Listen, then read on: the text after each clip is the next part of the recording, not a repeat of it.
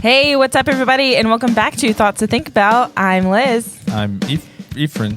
No, I'm Ephraim. Wait. I'm Reid. Who are you? Who the heck are you? I'm Johnathan. What the heck? You're not Ephraim. Why are you I am not Ephraim. so light in color and less Wow. hair? Wow. Didn't have to start it like that. You started last one with demons, so Yeah, that was different. this is a little bit better. This is Johnathan. Johnathan is going to be filling in for Ephraim for a little while Probably because for a little bit. as we're recording, those babies were born like an hour and a half ago. An hour and a half ago. So Yeah. congratulations. Ephraim and his wife Meredith have welcomed in their two little baby nugs. Just Wow. gonna eat them So- right up. Little nuggets. Okay. Yeah, they're healthy. Wife, mothers. I can't think of what word I'm using. They're healthy mothers.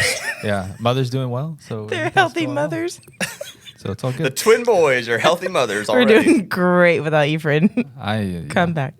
So we're going to give them time to really transition to being now a family of 4 plus 2 dogs. So in the meantime, we have this guy joining us, Johnathan. That house is gonna be really loud for a little while. It's going to be very loud for a very long time. Yes. But it's going to be so fun. Oh, So Johnathan, who are you? So I am a friend of the show and a friend of Reid's from like middle school.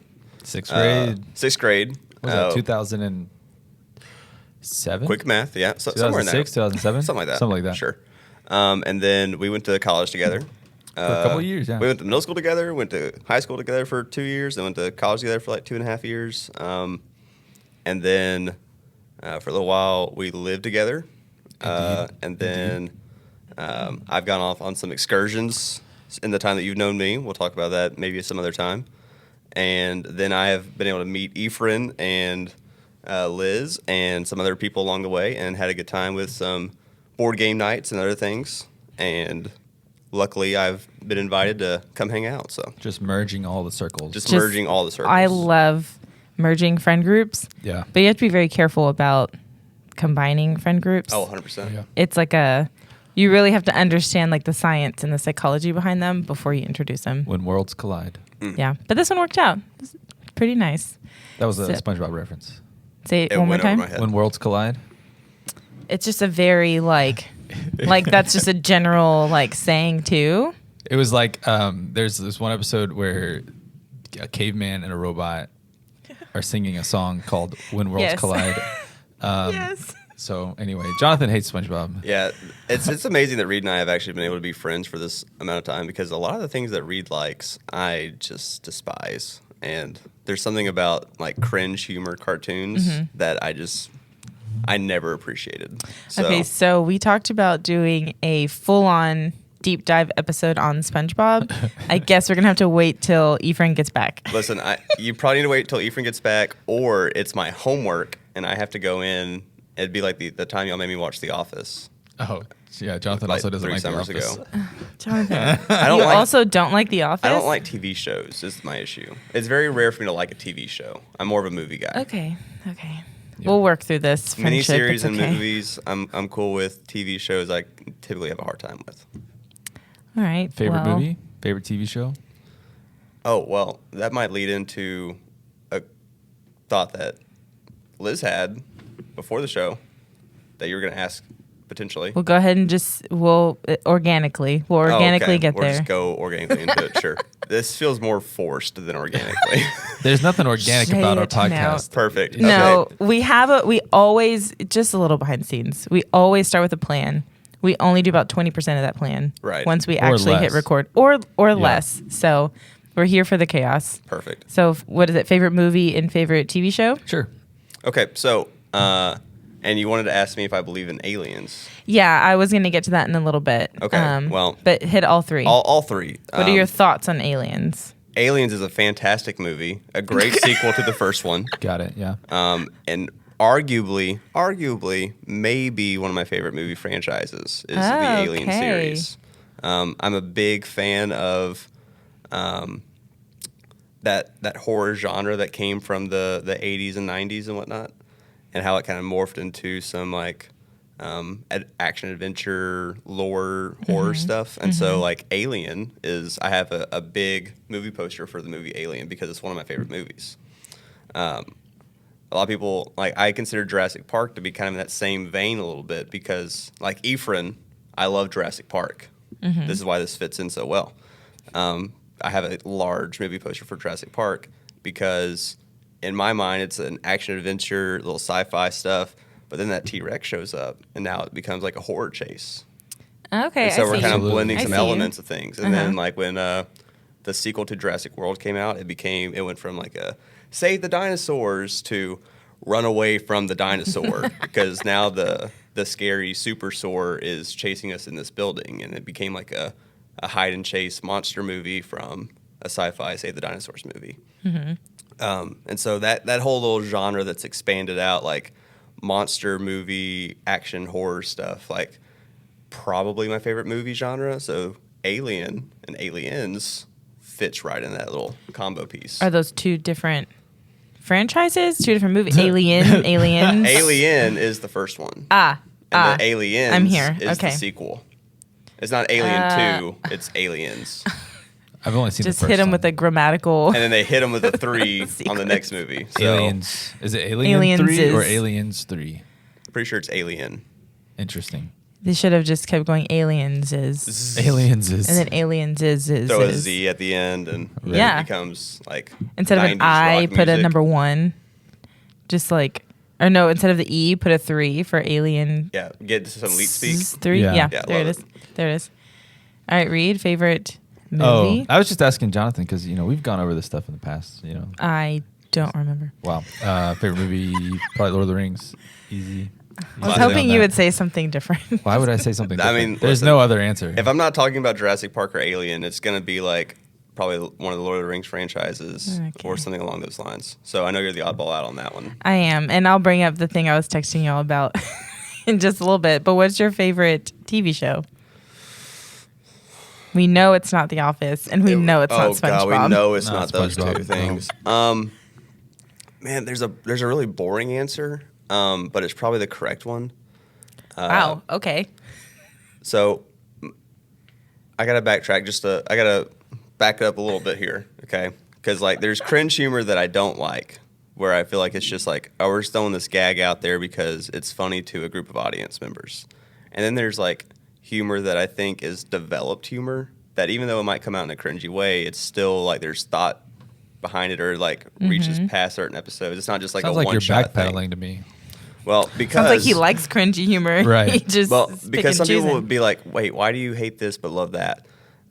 Because this is probably one of the reasons why Reid and I are friends, is one of my favorite TV shows was Scrubs. Oh, yeah.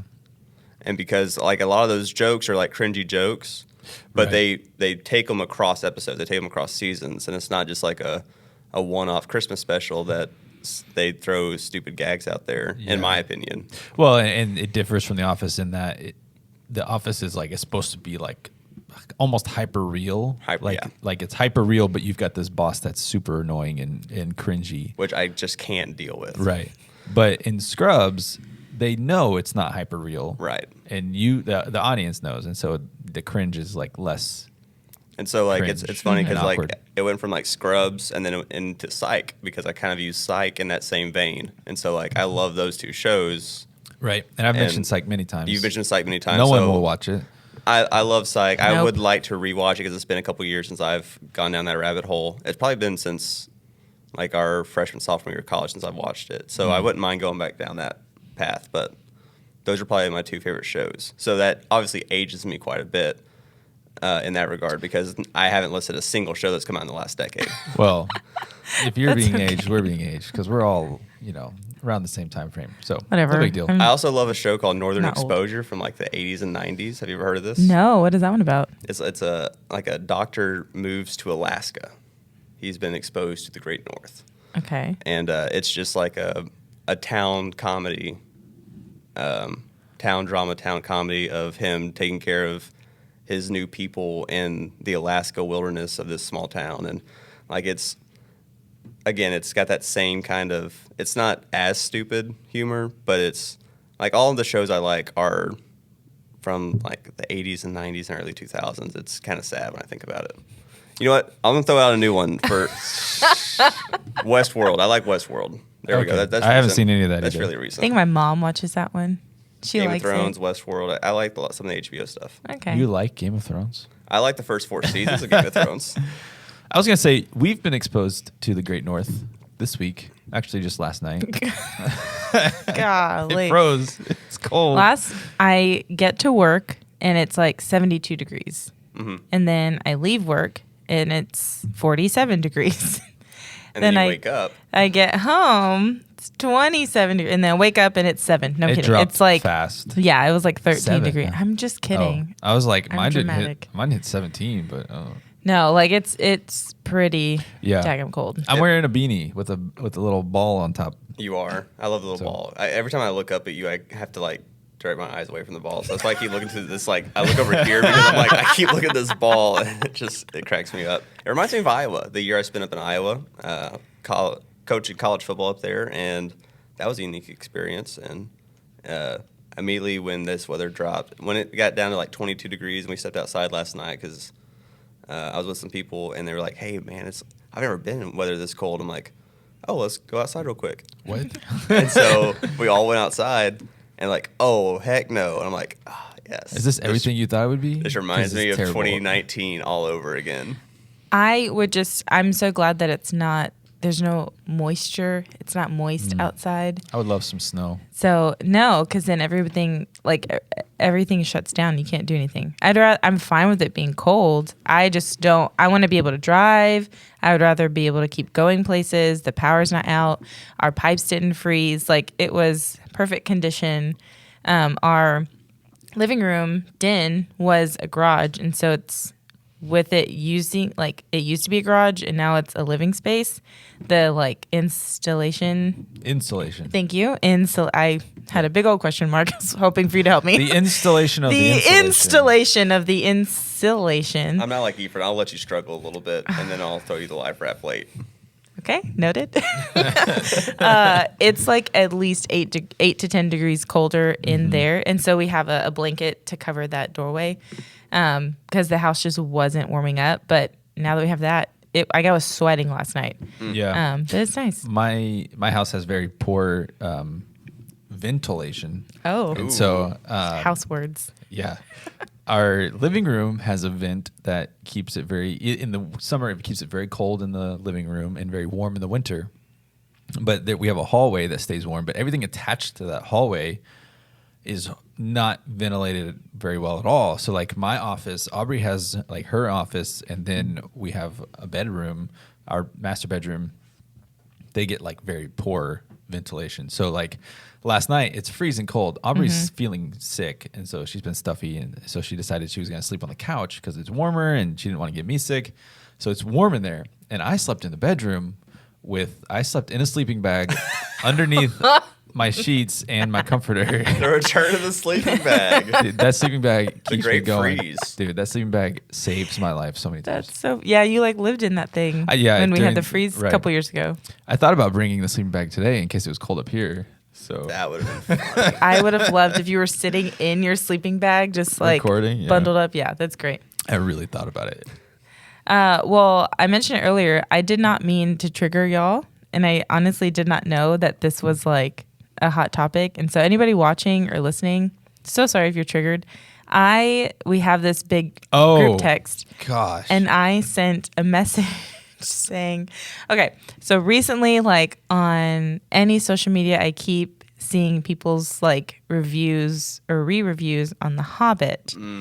And if you didn't know, I watched the first 2 Lord of the Rings, didn't care for it, so I don't want to watch the third one. Heresy. I don't want to waste more of my time on something that I did not enjoy. So she got bad taste. But you enjoyed these?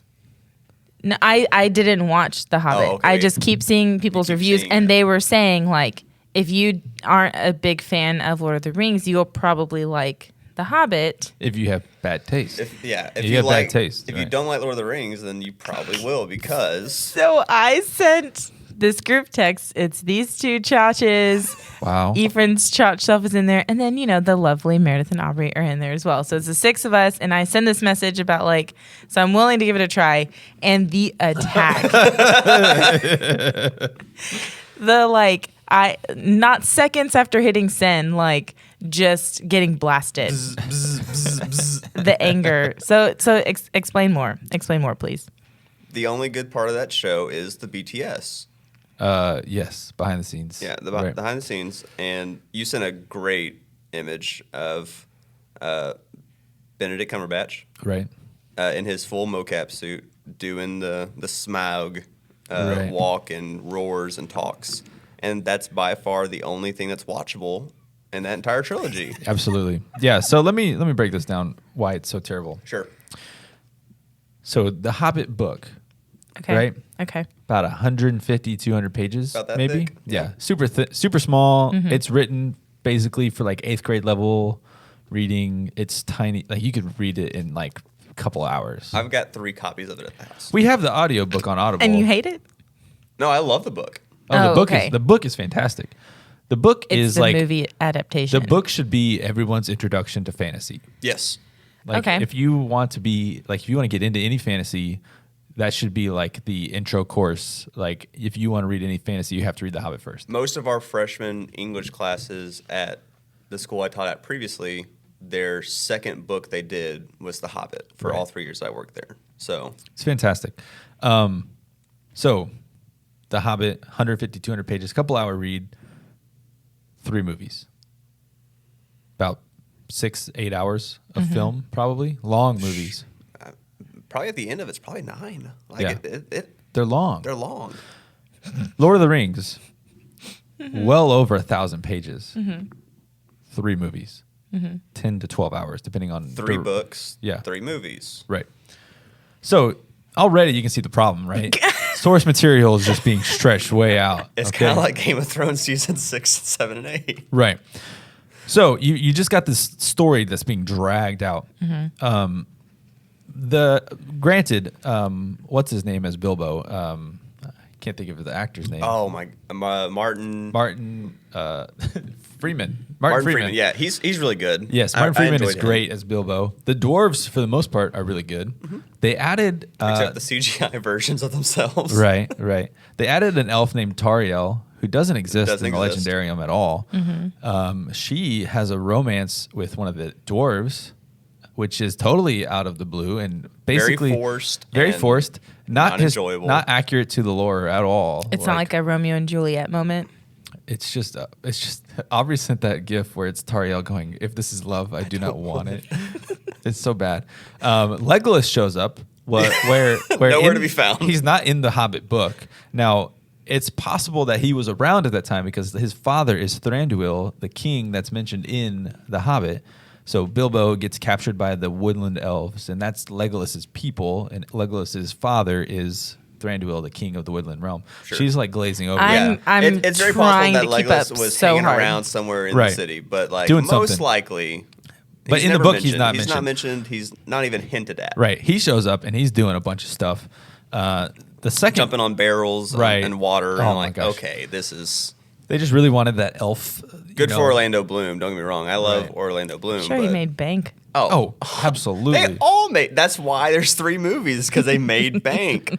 Benedict Cumberbatch. Then don't hate on their bag. Then let them. I hate the game, not the players. All right. I respect most Martin Lawrence and my boy Freeman. Benedict. Martin Freeman, not Martin Lawrence. Who's Martin Lawrence? Can you wait? Seriously? The name's familiar. I just don't remember. Comedian. I'm gonna pull him up. Bad Boys. Never seen it. Bad Boys 2. No. Black Knight. Reid. No. The show Martin. The show Martin. Not seen it. Oh my gosh, this guy. He looks familiar, but he should be. You've seen him, I guarantee. I will say Martin and automatically say Lawrence because he's really quality too. Martin Freeman. But Martin Freeman, most of the dwarves, obviously Benedict and there's good cast members here and good for them, good for Peter Jackson. I'm sure he made bank. This is just me being a little. Whoa, wait, time out. Peter Jackson, you say good for Peter Jackson. So it started out. This is part of the problem. Yeah, they film most of these, like they film almost all of the scenes for all of these movies, Right. and then the like director, in one shot. Not one shot, but like No, all but like, together. yeah. I think it was like all one go together. around. That's what they did for Lord of the Rings. They brought filmed it them all in, together, shot all 3, and then cut it and edited over time. right, My and then God. released over time. That's a long time of shooting. It is, and and that's why Lord of the Rings is so great. But the problem is with The Hobbit, it didn't need to be that long. They did so much CGI, whereas Lord of the Rings was primarily like practical effects. Which, except for on a side note, if you've never watched the practical effects videos for Lord of the Rings, even if you're not a Lord of the Rings person, it's worth checking out. Like, there's a YouTube videos of the BTS stuff and like doing the forced perspective and doing some fantastic movie things. If you love cinematography, check out the behind the scenes on Lord of the Rings. Yes, but they had a director. I don't remember who it was. Spanish guy, right?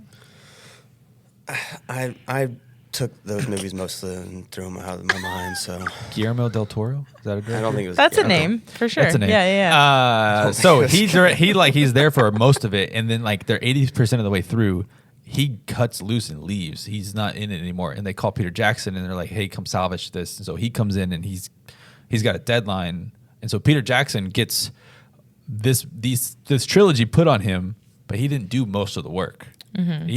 He didn't do most of the planning and writing and creating. So it's like I'm not putting it on Peter Jackson. And not when I say good for him, like good for him in the sense that they called him up and said, "Hey, you're the only one that we think can fix this thing," right. And he probably made bank off of it. Oh, for sure. And so like the fact that he's respected well enough in that universe to like come in and try to save the project, I get it. But yeah, I mean. It's not his fault. I don't blame Peter Jackson for the Hobbit movies, but I can't appreciate because he had to come in the way he did and try to do some of the things he did. Like I'm giving him the benefit of the doubt because of the situation. Yeah. Okay, but I'm raising my hand so that y'all can stop talking and not pay attention to me. Pay attention to me. So basically, what I'm hearing, here's what I've gathered, all of my evidence. Yeah, if you are deeply into like the world of Lord of the Rings, the details, the lore, like if you're deeply connected emotionally to it, then The Hobbit is trash because it goes so far out of it. It's like a sliding scale. If you could not care any less and you're just a fan of fantasy, then you will probably enjoy. If you're a fan of fantasy, you should not be a fan of this because it takes a dump on Lord of the Rings. Because it doesn't match like this. So The Hobbit is probably the first instance of Hollywood trying to cash in on fantasy IPs and just make money and leave.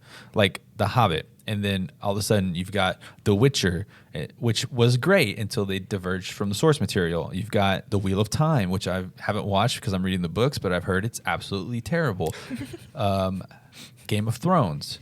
Mm-hmm. Really good while they had the source material and stuck to it. Lost source material and right. What's one? The Lord of the Rings show on Amazon Prime.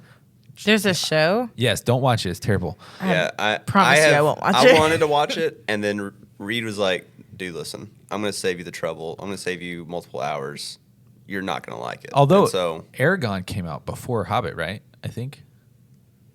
Aragon came out before Hobbit, yes. That was like mid-2000s. So maybe Aragon was the beginning. I think Aragon was the beginning of them cashing. Like, they saw the success of Lord of the Rings, like, oh, dude, we can do fantasy dragons and epic sword fights. Like, right. Except we're going to combine the first and second books into one and totally ruin any prospect of going further, and we're not really going to be true to it anyway. Any of it. I do like the way they pronounce some of their names, though. And then God of War. Amazon's going to be making a God of War TV show. What is that connected to? God of War. The God of War games. Oh, okay. Yeah. It's a game. Right. So there's a series of games, and then they were like, okay, project's done. Uh-huh. And then Santa Monica Studios in 2018 released a God of War reboot, essentially, where we've changed pantheons and we've traveled into the lands of the Nordic.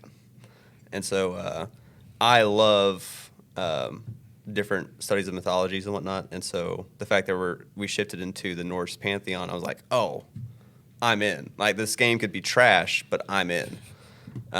and it won like 27 game awards. Yeah, like the it was games, like the best game of the year, and maybe like it's considered like one of the best games of the decade. They just released a new one titled God of War Ragnarok, which Ragnarok is a huge ordeal in the Norse mythology, and I have basically no-lifed it because it is that good. And so the fact that there's an Amazon series, basically I've been since we went on school break, it's been a no-life menace of God of War and Pokemon. So exposing yourself right there. I'm exposing myself a little bit. But like that's what I've been doing because I've got free time right now. But this Amazon series is very terrifying. Here's the deal. I'm not looking forward to it. I just don't. Right. Hulu usually produces decent original shows. Right. Netflix has really upped their game. I think Stranger Things brought them so much money that they're like, sweet, let's pour more into our production. HBO, fantastic content.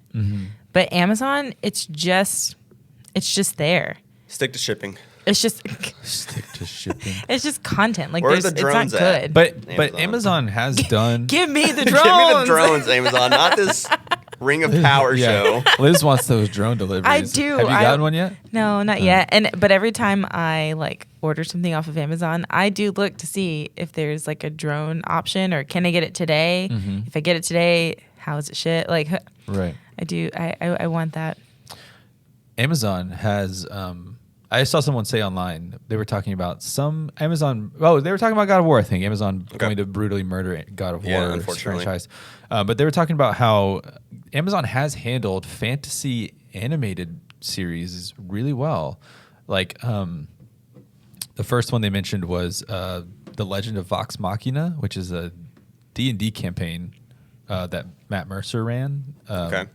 With a bunch of other people, and they animated their campaign, which it's very raunchy and very inappropriate. So I cannot recommend it. Not safe for work. Right. It's definitely not safe for work. As a pastor, I your cannot life. tell you to watch it. I didn't watch all of it, but it was received well.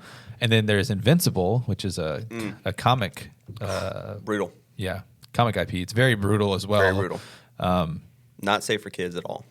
No, but very well received. But very well received. And there was a third one they mentioned. I don't remember what it was, but yeah. So Amazon does some stuff well, but they're just like trying to cash in on those fantasy IPs and live action stuff. It's just not going well. It's just not. It's not where their strong suit is. Right. Staying in the fantasy world for a second. So Liz is like, get me out of the fantasy world, please. No, we have to cover this because look, we're getting it all out right now. Yeah, this is something that next episode that was mentioned a few episodes back. Calmer. I'm bringing a call back because I want to induce a thought on something that happened a few episodes ago. Oh God. We're talking about let's talk about dragons for a second. I love it. Okay. Okay. First off, Dino Denier over here, right? Dino Denier. I'm not. Are you a dragon denier? I don't know. Because I don't know how I feel. I have a thought I want to present to you. Okay. Okay. I'm scared to be blasted for this one. So I teach. I've taught graphic design and mostly CTE kind of classes and whatnot, but I've also have taught biology. Okay. So let's talk about animal sciences for a second. Right. Let's take it back to 5th grade science. Okay. Oof. Yeah. Don't remember 5th grade. Are you smarter than a 5th grader? Nope. I am not. Probably not either. Street smarter? Yes. Street. Book smart? Debatable. I could get you some drugs. Probably. No, for me. Oh. Reid. better than a 5th grader. What is it that makes birds able to fly? They're hollow bones. They're hollow bones. Nailed it. I'm smarter than a 5th grader. Okay, so birds have hollow bones. No idea. Are there bird fossils?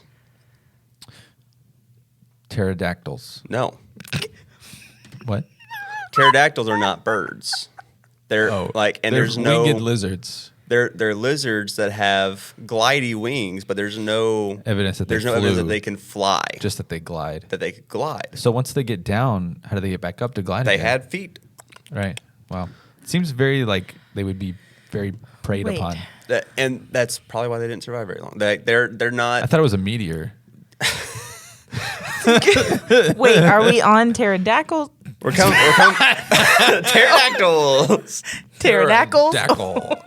We're coming back to dragons here. Or birds. I think I know where you're going with this. And so there's no fossilization of winged dinosaurs. Right. There's no fossilization of birds. dragons have wings. Wings. Well, it depends. Are they a worm or are they a dragon? Okay. Well, they both have wings, but let's talk about like the depiction of dragons across the world in history, right? How is it that like the Mayans and Aztecs have cave drawings of these winged lizards that breathe fire? Yeah. Let's go across the pond, right? And there's depictions of dragons in ancient and old times with Europe, Rome. England, Europe, Rome. Like there's all these depictions of dragons across the world, across time. Right. Right? But there's no scientific record showing of dragons. So what you're saying is because dragons bird bones are hollow that there's don't no crystallize and fossilize. Dragon bones are hollow. Dragon bones were hollow because they had to be able to fly, and therefore their bones never fossilized. So you're saying dragons existed? Dragons existed. But where's the evidence? Other than the fact that there's no bird, like flying creature fossils. 400 BC, and we've got cave drawings of giant lizards with wings, right? Mm-hmm. Can you verify that? I mean, I don't have a picture of it. But like, receipts. I need the receipts, Johnathan. Right, we can go to the museum, and I bet we can find some, right? Well, the museums also say that dinosaur, like the T-Rexes, use their little hands to tickle in courtship. So how reliable are the museums, people?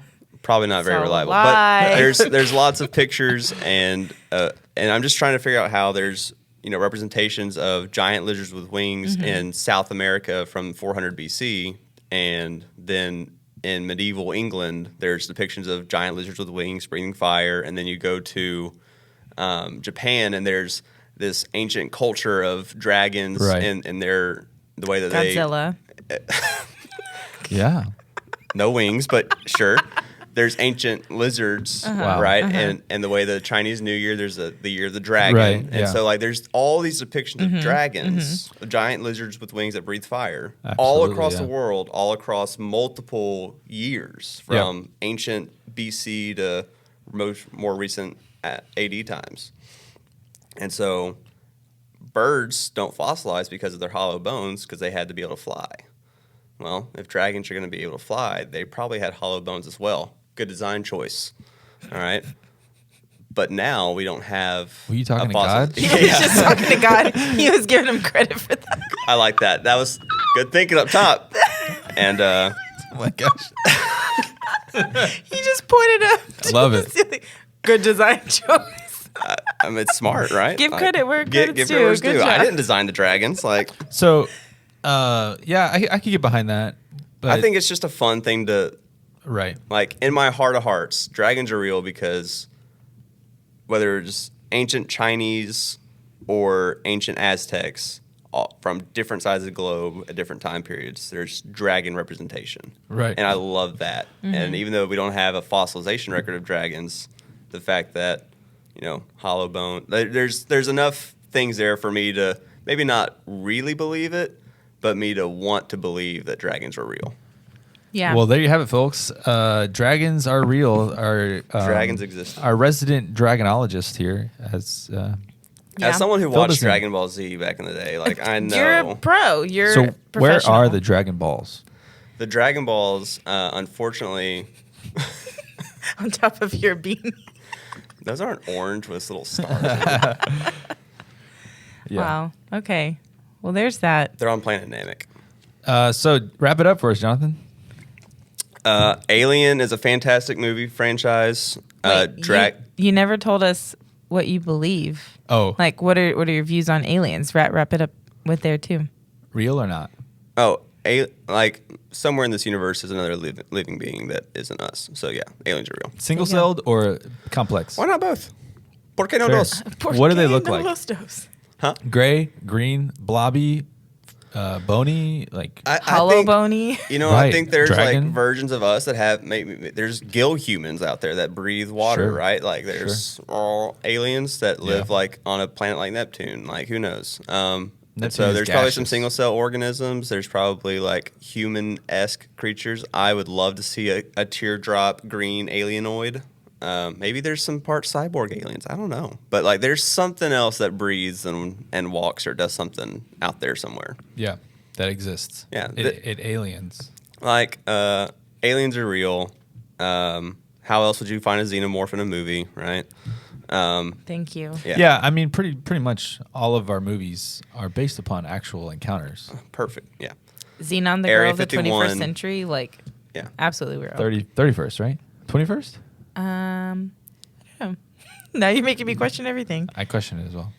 Aliens are real. Jurassic Park is fantastic. Shout out to my boy Ephraim. Congratulations.